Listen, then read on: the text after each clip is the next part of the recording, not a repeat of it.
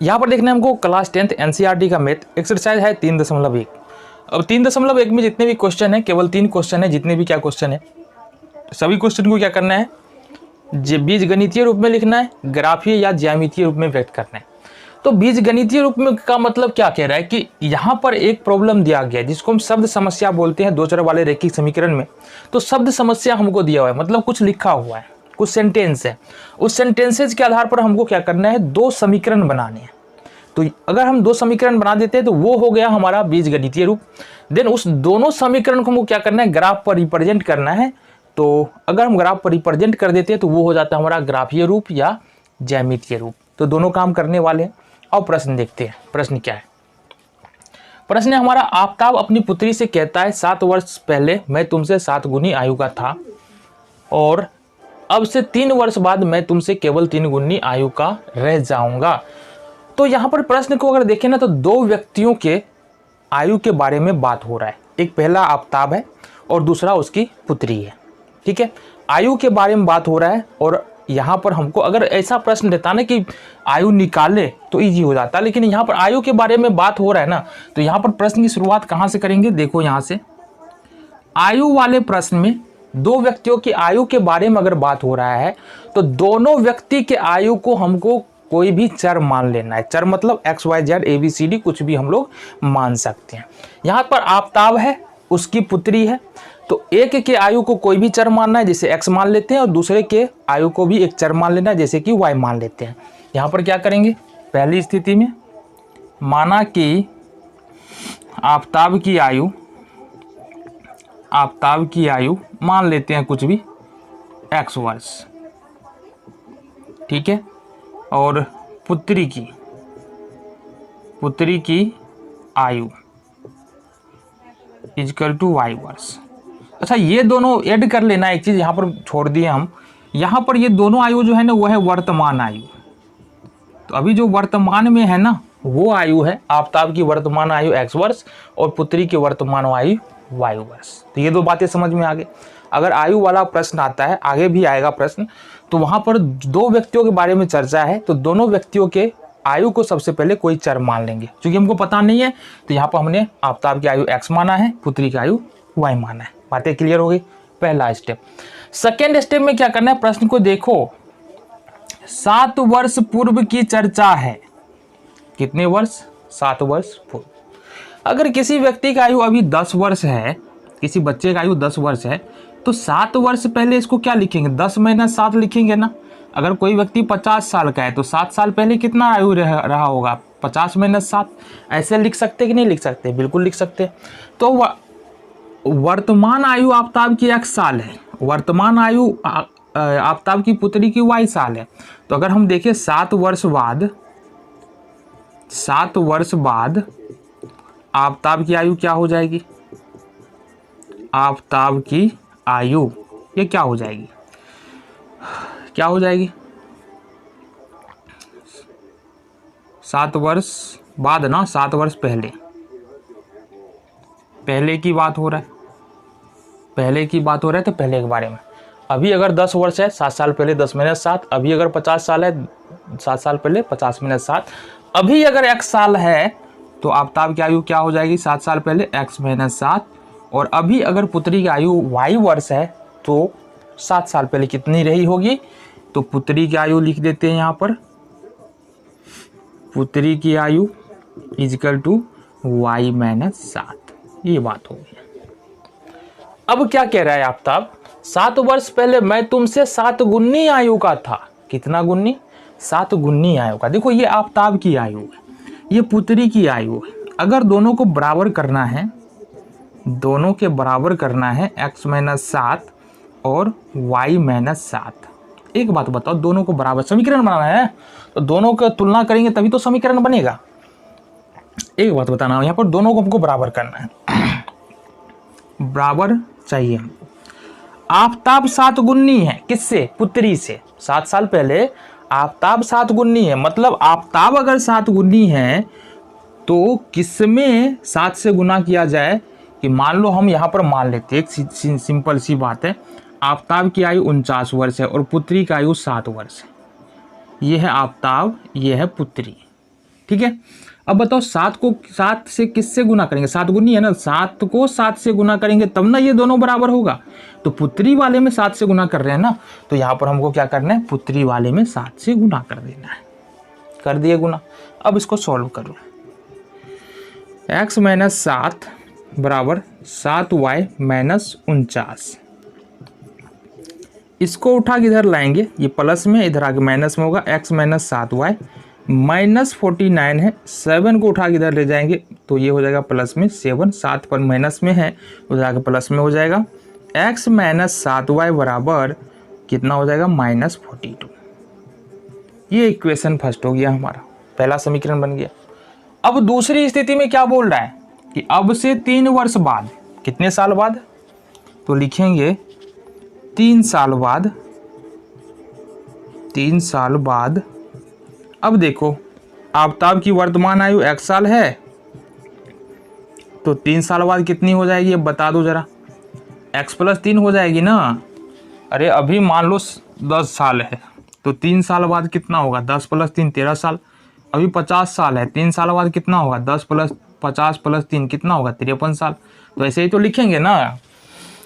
तो अभी है x साल, x या साल, तो 3 साल बाद x + 3।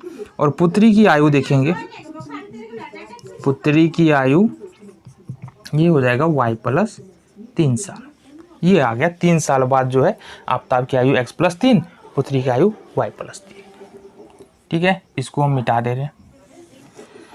नेक्स्ट क्या करना है, अब देखो x + 3 = y + 3। अगर इस दोनों को बराबर करना है तो क्या कह रहा है, 3 साल बाद मैं तुमसे केवल 3 गुनी आयु का रह जाऊंगा। कौन 3 गुनी है, आफताब 3 गुनी है। इट मीन्स कि पुत्री में 3 से गुना करना पड़ेगा।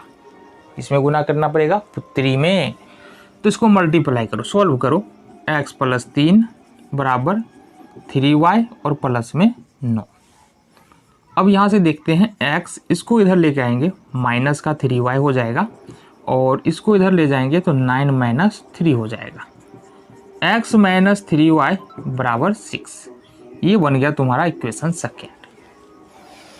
तो इस तरह से हमारे पास क्या आ गया, बीजगणितीय रूप दोनों ही समीकरण का। ठीक है, बीजगणितीय रूप आ गया। पहले समीकरण को देखेंगे क्या आया हमारे पास, x - 7y बराबर -42। दूसरे समीकरण में देखेंगे x - 3y बराबर 6। तो दोनों ही समीकरण का बीजगणितीय रूप आ गया है। अब हमको ज्यामितीय रूप लिखना है, ज्यामितीय या ग्राफीय रूप। ठीक है, ये हमको देखना है। तो अभी क्या करेंगे, लिखेंगे समीकरण 1 से, फ्रॉम इक्वेशंस फर्स्ट। अब देखो जब भी ज्यामितीय या ग्राफीय रूप में व्यक्त करते हैं ना, तो कम से कम x के तुमको 2 वैल्यूज, 2 मान तुमको निकालने होते हैं। कहाँ से आता है अभी बताते हैं, 2 मान कहाँ से लाएंगे हम। तो पहला समीकरण लेते हैं x - 7y बराबर -42। ये आ गया, बहुत बेहतर। अगर हम पहला वैल्यू ले लेते हैं x का 0। अब देखो 2 वैल्यू चाहिए होता है ना, तो दोनों वैल्यू कहाँ से आता है कि जो भी चर है, यहाँ पर x y चर है, तो x या y का एक वैल्यू अपने मन से रखना है। दोनों में 2 वैल्यू निकालने वाले हैं, तो पहला वैल्यू या तो x का या तो y का, उसको अपने मन से रखना है। और वैल्यू ऐसा होना चाहिए, मान ऐसा आना चाहिए कि सॉल्व करने के बाद जो है ना, जो y का मान निकले, सपोज यहाँ पर x बराबर 0 रख रहे हैं, तो y का मान जो निकले ना वो पूर्णांक संख्या हो, मतलब भिन्नात्मक संख्या ना हो। तो यहाँ से हम देख लेते हैं, ये हो जाएगा हमारे पास x बराबर तो 0 हो जाएगा, -7y बराबर -42। 0 का तो कोई मतलब ही नहीं है। अगर y बराबर यहाँ से लिखते हैं तो -42 बट्टे -7, माइनस से माइनस कैंसिल आउट हो जाएगा, 42, ये 6 हो गया। तो x का मान हमने रखा 0, y का मान आ गया यहाँ से 6। लेकिन दूसरा मान रखना है हमको, जब x बराबर माइनस में हम रख लेते हैं 7। क्या रख लेते हैं, 7। अब माइनस में 7 क्यों रखा, ये भी पता चलेगा तुमको। देखो समीकरण हमारे पास क्या है, x - 7y बराबर -42। अब यहाँ पर हमने पहले ही कहा कि एक मान, जब हम वैल्यू निकाल ले तो एक मान x बराबर 0 कहाँ से आया, अपने मन से रखे, तो तुमको भी अपने मन से रखना है। और फिर x बराबर -7 कहाँ से आया, ये भी अपने मन से रखें। ठीक है, तो ये करेंगे, x की जगह पर रखना है हमको माइनस का 7, -7y बराबर -42। साइड चेंज करेंगे, 7 को अगर दूसरी तरफ ले जाते हैं माइनस में, दूसरी तरफ जाके प्लस में हो जाएगा, तो -7y बराबर -42 और प्लस में 7। इट मीन्स कि ये हो जाएगा हमारे पास -7y बराबर -35 और y बराबर देखिए यहाँ से -35 बट्टे -7, 7 × 35, माइनस माइनस कैंसिल हो जाएगा। तो यहाँ से जो y का वैल्यू निकल के आ रहा है ना, वो कितना निकल के आ रहा है?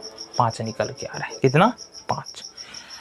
तो इस तरह से हमारे पास दोनों ही मान आ गया है।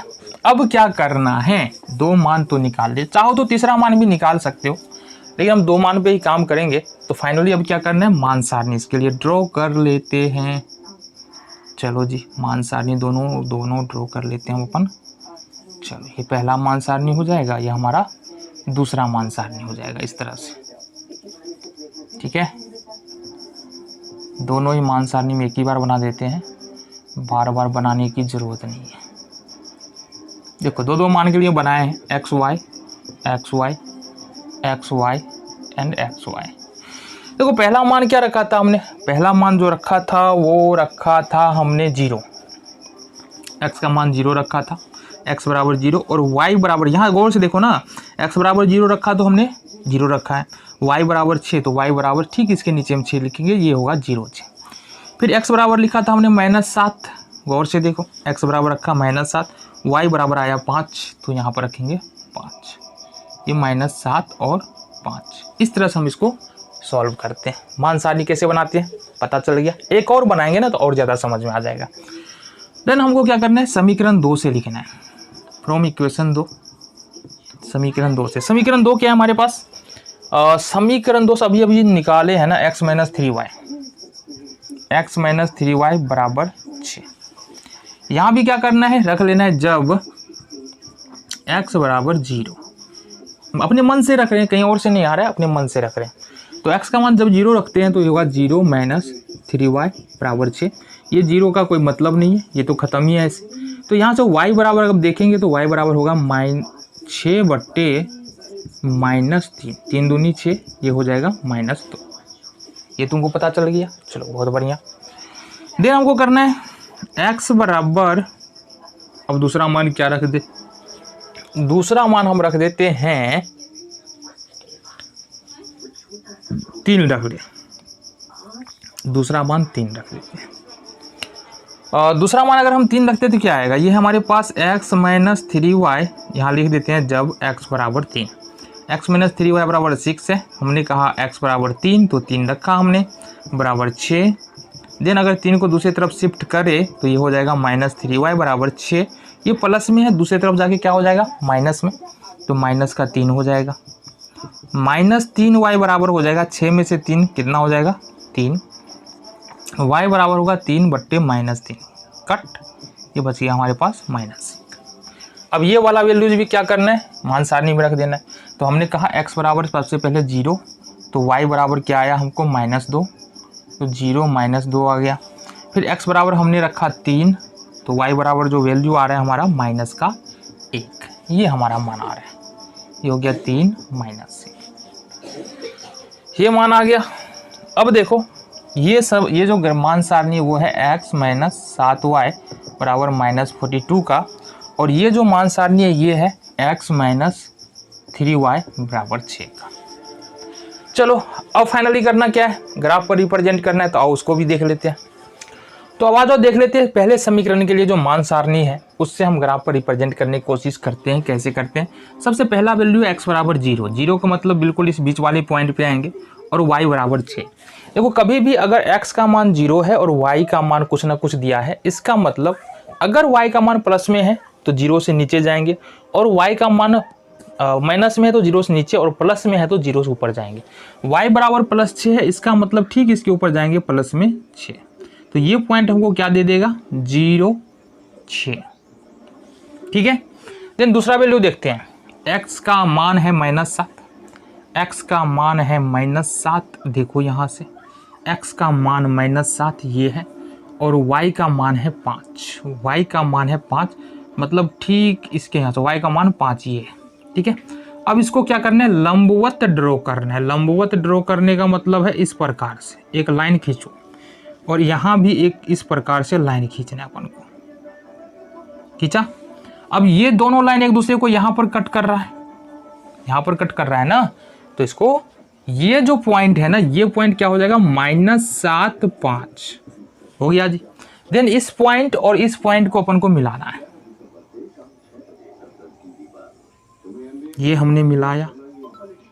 अब ये जो लाइन है ये किस इक्वेशन को, किस समीकरण को रिप्रेजेंट करेगा, x - 7y बराबर -42, x - 7y बराबर -42। ये पहले समीकरण के लिए रेखा हो गई। दूसरे समीकरण के लिए देख लेते हैं। ये है हमारे पास x बराबर 0, तो x बराबर 0 और y बराबर -2, तो y बराबर -2 कहाँ है, देखो प्लस था तो ऊपर गए, माइनस है तो नीचे आएंगे, ये होगा 0 -2। फिर है यहाँ पर x बराबर 3, तो 3 कहाँ पर है, यहाँ पर है, और y बराबर -1, तो y बराबर -1 कहाँ पर आएगा, यहाँ पर आएगा।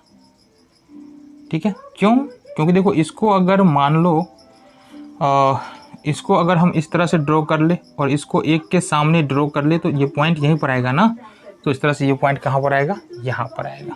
ठीक है, अब क्या करना क्या है, इसको करना कुछ नहीं है, इसको मिलाना है। देखो इसको हमने मिला दिया, तो इससे तुमको क्या पता चल रहा है, दोनों ही समीकरण के लिए ग्राफ हमने खींच दिया है। ये जो लाइन खींचा गया किस समीकरण का है, x - 3y बराबर 6। तो दोनों ही समीकरण के लिए हमने ग्राफ खींच लिया है। ठीक है जी। अब ये जो रेखा प्राप्त हो रही है ना, ये देखो हल्का सा टेढ़ा जा रही है। टेढ़ा मतलब क्या है कि कहीं ना कहीं जाकर के ये एक दूसरे को कट कर देगी, बिल्कुल समांतर नहीं है, कहीं ना कहीं जाकर के एक दूसरे को काटने वाली, मतलब ये प्रतिच्छेदी रेखा है। किस प्रकार की रेखा देगा ये, प्रतिच्छेदी, ये प्रतिच्छेदी होगा।